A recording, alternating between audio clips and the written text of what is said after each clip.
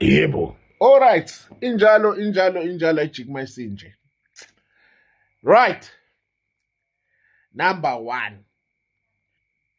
Lesson 1. The reiteration of Inzuza. The reiteration of the dynasty. Because that's exactly what it is. It's the dynasty. But now years or 5 years ago, many people, they thought,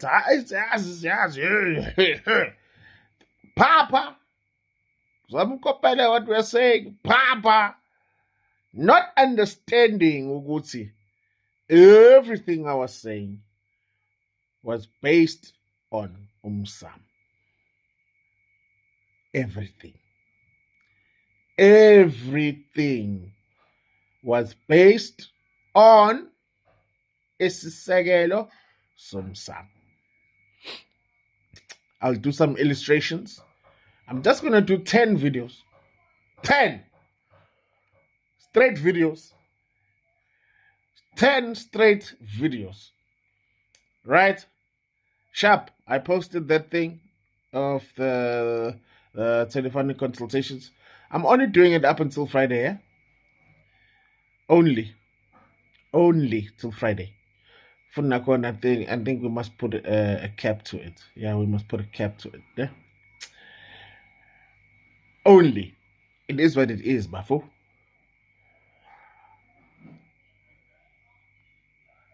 I spoke to some people as well. I engaged with the elders as well. I'll have a look at those prices. We're going to sit down with Kulumina Wanbasika and then we'll take it from there. But by tomorrow morning or by 12 o'clock tonight, we will update. Right? So now, let's get to it. Let's reiterate the dynasty. Bafo ngeke uzongitshele ngenzuza mfethu ungayena wasebukhosini. Ake nje ngishele straight sikalokhu sigwegwisa. Angeke mfana kithi dadewethu ungitshele ngenzuza ungamazi baba wakho. Ungazosidakela wena, amazi ukhokho wakho. Yini ozoyikhuluma nawe wena, ungamazi ukhokho wakho. Ungamazi umlawuli wendlela. Hayi fuck you man, usidakelwa wena, usunuka nyoko. Tshela phela mina. Yebo. Straight talk. If uzoba umuntu onegunya lokulawula, okusho ukuthi unegunya lokuhlaba umkhonto, okusho ukuthi wena kushuthi kahle ungumphathi wani womkhonto. Uma umphathi womkhonto uba nani neresponsibility yokuthi ulawule ukuthi utho oluthize oliphathelene nohlanga lomhlabathi uwe oyokudecide lokho. Hlaba umkhonto wakho la, inganyala ekhaya izongcwatshwa la. Hlaba umkhonto wakho la, inganyala ekhaya inxiwa lakhe selizoba la. Hlaba umkhonto la, isigcawu la ekhaya salumcimbi sizobe sila. You are a decider. Uyalawula, you dictate. Uwe o lawulayo. Siqala lapho ke mfana kithi, because before uShaka sasinemkhonto emide. Imkhonto yayimide and kwakujijelwa imkhonto makuba impi kanjani. This thing is even in the storytelling that you guys watch Lapak TV and it's there, bruh. Imkhonto yayimide ngisho nakunehawu. So now let's think. I want you to think. Umkhonto mude nangu bafo uhlaba la umphathi womkhonto bese ulala phansi umkhonto.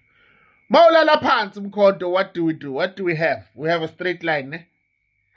Ebese athathe lo mkhonto lala awroundise it. That creates a circumference that creates a rondavelle. That is how babekala the perfection of the rondavelle, my friend. Aha! Now you're thinking. Ake siqale lapho. Siqale lapho.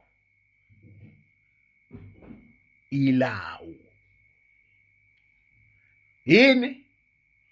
La bazolala khona, la bantu abasungula le ndawo, ilawu. We start there, my friend. Ilawu lomsunguli. Umqali wendlela. The first dynasty yakini. The first person to decide ukuthi nasi isigodi sethu, nasi isibaya sami, nansi ini yethu, nansi ini yethu, umqali waleyo ndlela. We start there. Noma yonke into ayitshalayo umqali waleyo ndlela nendlovukazi yakhe bayavuna, bazuza konke okusesigcawini sabo. Ake ngiqale lapho. We're going to move on to the next lesson. Don't go.